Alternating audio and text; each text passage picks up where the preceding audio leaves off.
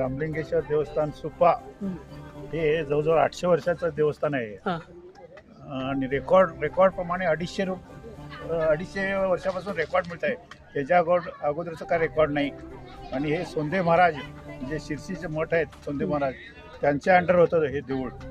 आणि तिकडे एक किल्ला होता तो बहुतेक शिवाजी महाराजाच्या 360 किल्ल्यामध्ये आमचा सुप्याचा किल्ला पण होता. देऊळ किल्ला आहे त्या वेळेपासूनचं आहे हे देऊळ रामलिंगेश्वर देवस्थान. आणि ते 1981 मध्ये समर्शन झालं आणि आम्ही हे रामनगरला नवीन देवस्थान बांधून घेऊन हे आता प्रत्येक वर्षी 3 रथ आम्ही उत्सव करतो. एक लहान रथ, एक मधला रथ, उद्या आता मोठा रथ आहे. दर शिवरात्रीपासून ही जत्रा स्टार्ट होते आणि उद्या एंड होते ही जत्रा म्हणजे संपते. त्याच्यानंतर 4-5 प्रोग्राम असतात इकडं, डान्स स्पर्धा असतात, ऑर्केस्ट्रा असतात, नाटकं असतात. हे पूर्वीप्रमाणे हे चालत आलेलं आहे रीतिरिवाज त्याप्रमाणे हे आमचं देवस्थान चाललेलं आहे. सगळ्या लोकांच्या आशीर्वादाने ह्यात अभिवृद्धी पण चांगली झालेली आहे. सगळं इकडची डेव्हलपमेंट झालेली आहे. प्रत्येकाने आमचं जवळजवळ 4 एकर जागा आहे इकडं स्वतःचा देवस्थानचा.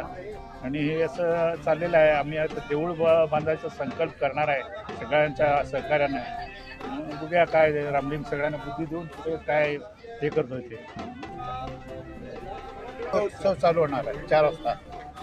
4 वाजता इथून रामलिंग देव आमचा हनुमान देवस्थान समोर म्हणजे हनुमानला भेट देऊन परत आपल्या जागी इकडं